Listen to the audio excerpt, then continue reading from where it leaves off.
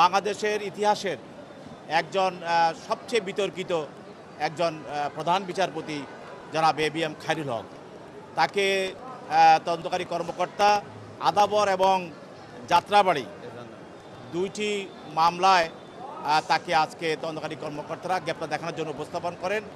একটি মামলায় সে এজাহার নামীয়, আরেকটি মামলায় তার সে সন্দেহভাজন হিসাবে তাকে গ্রেপ্তার দেখানোর জন্য প্রার্থনা করা হয়।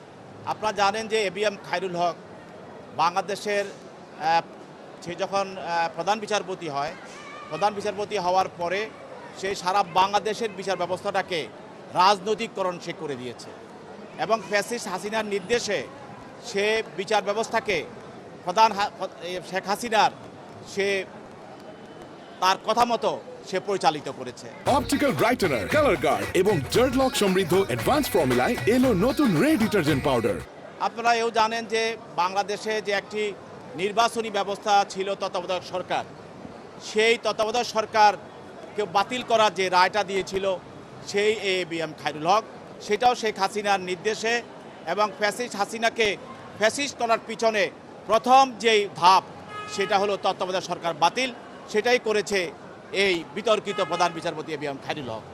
এবং বাংলাদেশে গত 17 বছর যে আন্দোলন সংগ্রাম হয়েছে মানুষের ভোট অধিকারের জন্য, মানুষের মানবাধিকারের জন্য, মানুষের মৌলিক অধিকারের জন্য এবং দেশের স্বাধীনতা সার্বভৌমত্ব রক্ষা করার জন্য যত আন্দোলন সংগ্রাম হয়েছে এবং সর্বোপরি যে লাস্টে যে বৈষম্য ছাত্র আন্দোলন হয়েছে, সব কিছু আন্দোলনের মূলে ছিল এই তত্ত্বাবধায়ক সরকার বাতিলকরণ।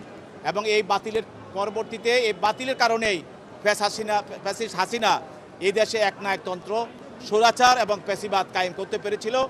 তার জন্য আমরা দাবি করছি এই 17 বছর যে হত্যা, যে গুম খুন এবং বৈষম্য ছাত্র আন্দোলনের সময় যারা নিহত হয়েছে, যারা আহত হয়েছে, যাদেরকে হত্যা করা হয়েছে, এর মূলের যে বিষয়টা ছিল তত্ত্বাবধায়ক সরকার বাতিল করা।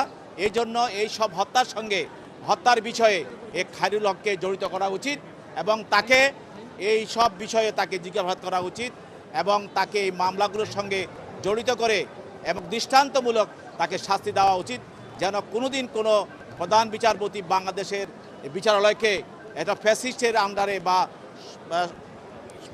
ফ্যাসিস্ট হাসিনার মতো কোনো প্রধানমন্ত্রীর আন্ডারে যেন না নিতে পারে, সেই বিষয়েও আমরা এই আজকে আদালতে বক্তব্য রেখেছি। তার পক্ষে তার আইনজীবীরা বক্তব্য রেখেছে। তা ওই পক্ষের বক্তব্য শোনার পর বিজ্ঞ আদালত দুটি মামলায় এবিএম খায়রুল হককে গ্রেপ্তার দেখান।